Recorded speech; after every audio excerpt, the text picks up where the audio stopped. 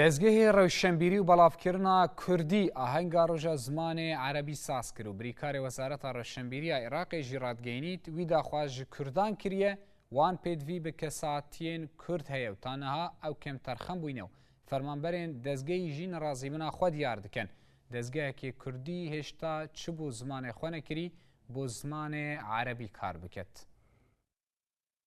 بەغدا و پارێزگەهên باشوور عێراقê hemî salane divê rojê de ahenga zimanê Erebî digerînin. Wildur sazdana roja zimanê Erebî,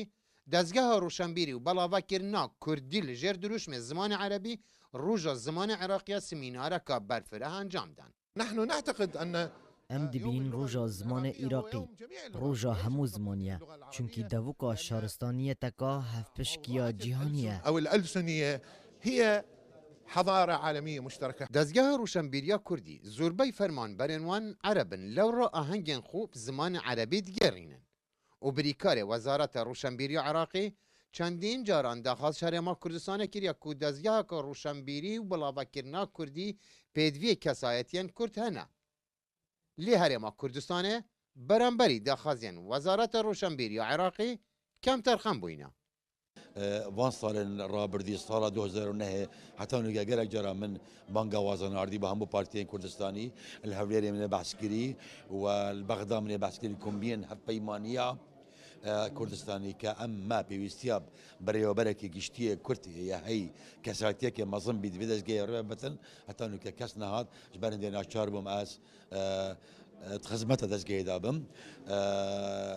هر وسط هر وکو وکیل یاخد بریکاری وزارت روشنبیری فرمانبرên dezgeha bilavekirina Kurdî li Bexda nerazîbûn ya xwe diyar dikin ku dezgeheka Kurdî ahenga zimanê Erebî saz didin û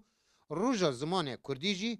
it ferhenga xwe de ji bîr kirîne. دەستگای ڕۆشنبیر بڵاوکردنە کوردی و بزانم ئەو شتۆ ئەوەندەی پێ نایێ ئەم لەگەر مامۆستا سەیدڵ وەکیل جیاوازیمە لەو بیر و باوەڕە و خۆی هەتا ئەستا سەنەدا دەستگای مەستا ئایا زانی لە دەستگا کەس هەیە زانی ڕۆژی زمانی کوردی کەیە باوەڕ ناکەم کەس بزانێت کەیە باشە تا ئێستا ئێمە فستیڤالمان بۆ زمانی کوردی نەکردووە لە دەستگای خۆمان بۆ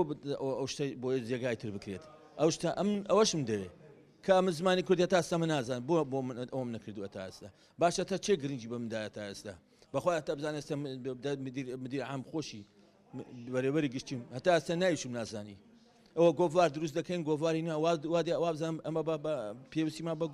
گۆڤاری ئەوەیە گۆڤاری دروست بکرێ بەس بە عەرەبی لێرە کوا گۆڤاری کوردی